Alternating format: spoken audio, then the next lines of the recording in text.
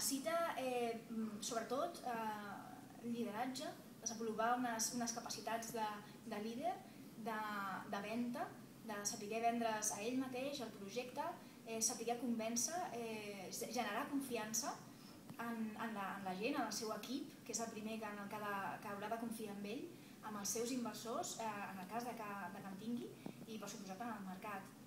I si una persona coneixedora del seu sector, coneixedora del mercat, i per mi sobretot una capacitat important de venda. Tots els emprenedors necessiten un soci capitalista o un inversor?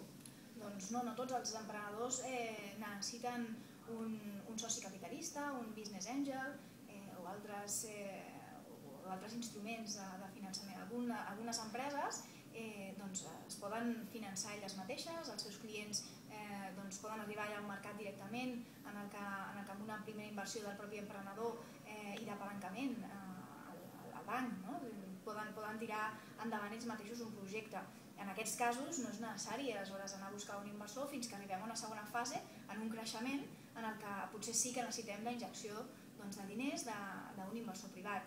Però un emprenedor també és una persona que no cal que sigui una empresa escalable, global, també és un emprenedor, una persona que munta projectes més locals i que no tenen aquestes ambicions que moltes vegades parlem i ens referim a Silicon Valley. També els emprenedors locals, evidentment, són igual d'emprenedors que qualsevol altre.